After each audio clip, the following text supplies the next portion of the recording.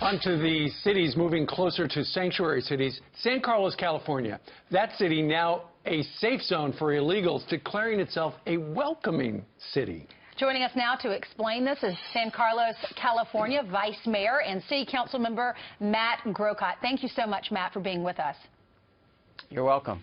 So what is the difference? Explain that to us in a sanctuary city and a welcoming city, which is your city symbolically, at least now. Correct.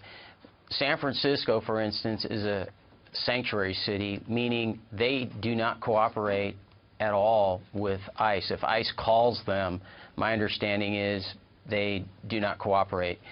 A welcoming city is simply not forthcoming when they have somebody in custody and they know, because of going through the process of asking questions, asking for documentation and so forth, they can figure out pretty readily that somebody is not a citizen, but they're not going to call ICE and say, hey, we've got this person in custody. But you do work with ICE if ICE comes knocking on their doors. If ICE comes knocking on the door, we do work with them. And actually, there is a list of priorities that ICE has, individuals that they want to have custody of, like gang members, for instance. And if our sheriff's department, who we contract with for our police department, if they know someone is a gang member, they will cooperate with ICE. All right. So, Matt, why did your town pass this exactly? Is this just to be defiant of the President of the United States? Well, it's interesting. There was obviously a very organized group. The ACLU was involved, and they came to us at the prior council meeting with a proposal already written and asked us to put it on the dais.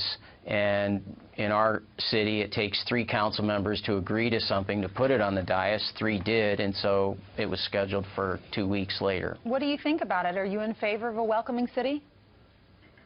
No, I'm not, and I think the only thing that actually happened when we passed this resolution, which was reaffirming us as a welcoming city, is policy-wise, it didn't change anything, because the directives it gives is exactly how our sheriff's department already operates. Right. But perhaps what it did do is revive the argument, the debate that has been going on since Governor Brown of California was governor the first time back in 1978, which is, should local law enforcement, when they know they have somebody in custody who's not a citizen, should they make contact with federal authorities to turn that person in? And of course, now yours is a welcoming city, makes it all a little different.